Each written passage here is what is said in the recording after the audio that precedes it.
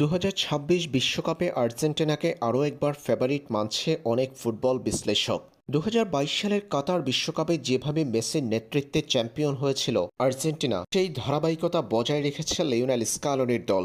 সম্প্রতি বছরগুলোতে বিশ্ব ফুটবলে আধিপত্য বিস্তার করা আর্জেন্টিনাকেও যুক্তরাষ্ট্র, মেক্সিকো, কানাডা বিশ্বকাপে ফেভারিটদের তালিকায় অনেক ফুটবল বিশ্লেষক রেখেছেন উপরের সারিতে।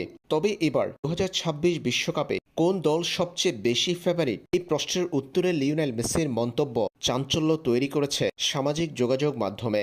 আর্জেন্টিন সুপারস্টারকে প্রশ্ন করা হয়েছিল 2026 বিশ্বকাপ জিততে পারে এমন দলগুলোর নাম নিয়ে, কে চ্যাম্পিয়ন হতে পারে 2026 বিশ্বকাপ। এই প্রশ্নের উত্তরে বেশ কয়েকটি দলের নাম জানিয়েছেন মেসি, তবে আর্জেন্টিনার নাম বলেননি তিনি। সঞ্চালকের প্রশ্নের জবাবে আর্জেন্টিন সুপারস্টার লিওনেল মেসি বলেন, বিশ্বকাপ জিততে পারে এমন বেশ কয়েকটি ভালো দল রয়েছে, যেমন স্পেন, ফ্রান্স, ইংল্যান্ড, ব্রাজিল ও জার্মানি। সবাই গত বিশ্বকাপে আর্জেন্টিনাকে হারাতে চেয়েছিল, কিন্তু শেষ পর্যন্ত আর্জেন্টিনা চ্যাম্পিয়ন হয়েছে। তবে এবার আর্জেন্টিনার লক্ষ্য আরও চ্যালেঞ্জিং, কিন্তু আমরা প্রতিযোগিতা বন্ধ করব না। বিশ্বকাপ চ্যালেঞ্জিং হলেও প্রতিদ্বন্দ্বিতাপূর্ণ ফুটবল খেলবো আমরা।